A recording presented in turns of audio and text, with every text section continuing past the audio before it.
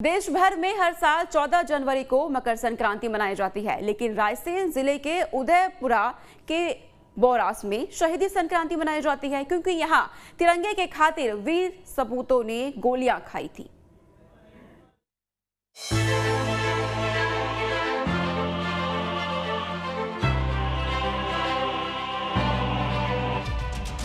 पूरा हिंदुस्तान 14 जनवरी को मकर संक्रांति का पर्व मनाता है, लेकिन रायसेन जिले के नर्मदा घाट बोरास में हर साल 14 जनवरी को शहीद संक्रांति मनाई जाती है। इसका संबंध आजादी के बाद भोपाल रियासत के भारतीय गणराज्य में विलय से है, जिसके चलते बोरास में 4 देशभक्तों को शहीद होना पड़ा था, जिन्होंने भारत के ध्वज को गिरने नहीं दिया था। उनकी याद में नर्मदा के किनारे बोरास घाट पर श्रद्धा सुमन अर्पित कर मकर संक्रांति मनाई जाती है। हर साल यहाँ शहीदों को याद किया जाता है। शहीदों के सम्मान में भव्य मेले का भी आयोजन होता है, लेकिन इस बार कोरोना के चलते मेले का आयोजन नहीं किया गया।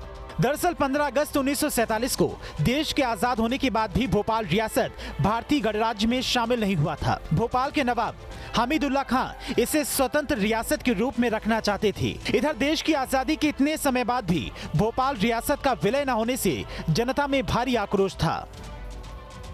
इतिहास में ये जो घटना है विलीनीकरण की, वो अपने आप में बड़ी अद्वितीय घटना है।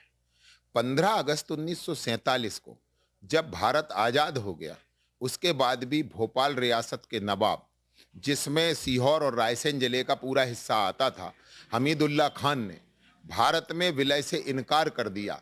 और जब उन्होंने इनकार कर दिया तो प्रजा मंडल के नेतृत्व में एक स्वाधीनता का आंदोलन यहाँ प्रारंभ हुआ, जिसे हम सब विलीनीकरण के आंदोलन के नाम से जानते हैं।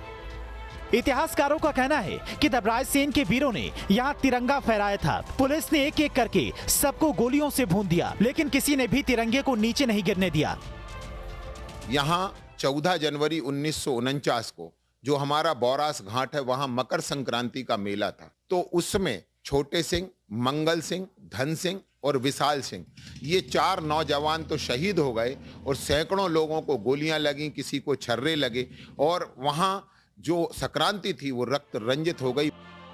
इन शहीदों की स्मृति में रायसेन जिले की उदयपुरा तहसील के ग्राम बोरास में नर्मदा तट पर 14 जनवरी 1984 में शहीद स्मारक बनाया गया था। हर साल यहाँ 14 जनवरी को विशाल मेले का आयोजन होता है। कहा जाता है कि ये गोलीकांड भोपाल नवाबशाही के पतन का कारण बना था। आज जब देश आजादी का अमृत महोत्सव मना रहा है, तब ऐसे वीरों की गाथा सुनकर हर हिंदुस्तानी का सीना गर्व से और चौड़ा हो जाता है। रायसेन से दीपक कांकर के साथ टीम न्यूज स्टे।